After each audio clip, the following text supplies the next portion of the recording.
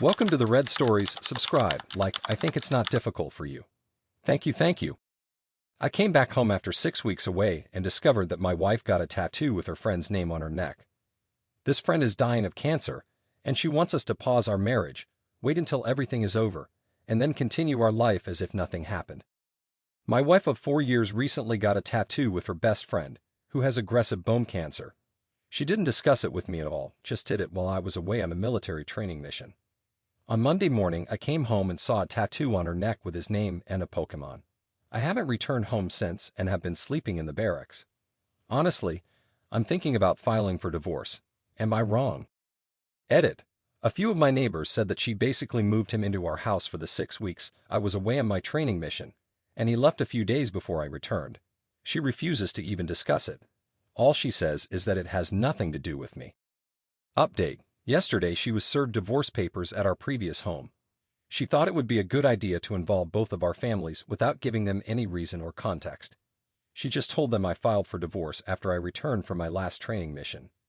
When the parents called, I told them about the tattoo and how she moved him into our house while I was gone, and I let them deal with her.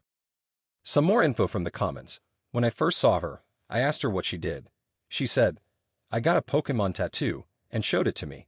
I saw his name on her neck, went silent, picked up my bags and walked back to the base. Then I talked to my CO and had a drink with him. My CO said I should let the legal team handle the paperwork, and he'd have me at a new duty station by Monday.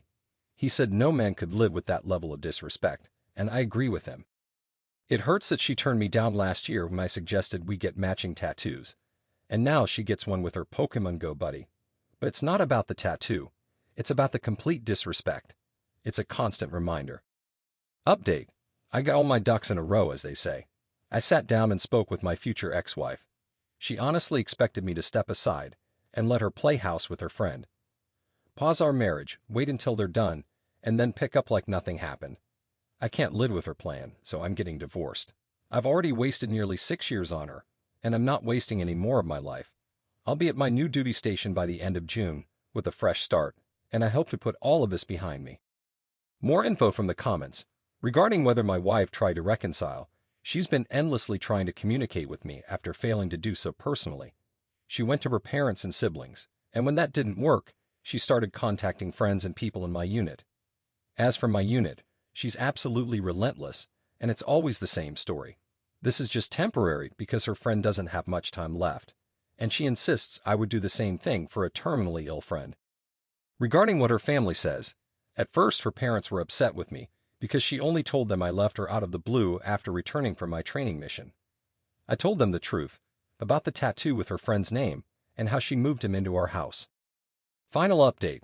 This morning, my commanding officer pulled me from a training flight to inform me of my wife's passing. He got me on a flight to North Carolina. I should arrive at my parents' house in about 8 hours. A month ago, I filed for divorce, changed duty stations, and completely cut her out of my life. I didn't want to hear how this thing with her friend was temporary, and how our marriage would return to normal after he passed away. I'm not angry or anything like that, but I'm profoundly saddened. I keep thinking about how 6 months ago we were happy and in love, and now she took her own life because I didn't accept what she was doing for a dying friend. I am filled with self-doubt and guilt over her passing. I keep thinking about everything, and how our families, who had been close friends for decades, are now torn apart by her delusions. I know all of this was her choice, but I still feel responsible for her death. I don't know if hell is real, but I hope James ends up there for everything he caused. Update. I had a meeting with the funeral home today. She had already set most of it up, and paid for it just over a week ago. We're having a memorial service at her parents' house on Wednesday. Her ashes will need to be picked up in a few days. I have a grief counseling session scheduled for Friday morning. Comments. I'm sorry for your loss. Did she ever admit to cheating? About a week ago, my mother called me and confirmed she was almost 3 months pregnant, so that confirmed she was sleeping with him when I was away. Comment. She was taking care of a sick friend, and you lost control over it, causing a divorce that likely drove her into depression, and she took her own life. It sounds like you were the problem, not her. Not exactly. She'd hit the pause button on our marriage so she could play house with him while I was on a training mission in California, without informing me. She was pregnant with his child when I came back and wasn't going to tell me. If it wasn't for the stupid tattoo, I might have fallen for it and slept with her, and she would have had me raising his child as my own. Comment: what a nightmare. I'm so sorry. I think your wife committed suicide to join him in the afterlife. They both probably ended up in hell for their selfishness. I'm not sure if he has passed or not, as I pretty much went off the grid in the last few weeks. Comment: I was wondering if James was still alive. How do I politely ask about your wife's passing? Turns out she wrote 10 letters to different people, including me, then emptied the medicine cabinet while her family was out. They came home and found her in bed, already gone. Comment: what was the nature of her relationship with him?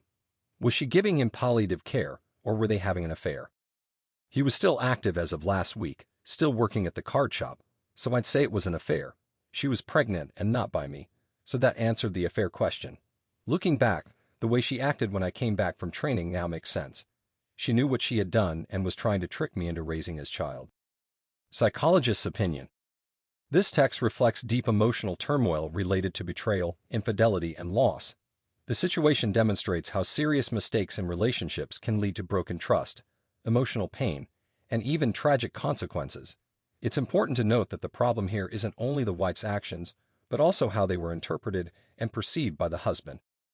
The tattoo and her behavior became symbols of disrespect and betrayal for the husband, leading to extreme emotional distancing. In such situations, key aspects become openness and communication, mutual respect, and emotional work within the couple. The wife's suicide adds even more weight to the situation, and for the husband, it could lead to prolonged emotional trauma. It's important to understand that despite his feelings of guilt, each person is responsible for their own actions and decisions. Grief and guilt are normal reactions to such a loss, but it's crucial to work through these feelings to avoid being stuck in self-blame.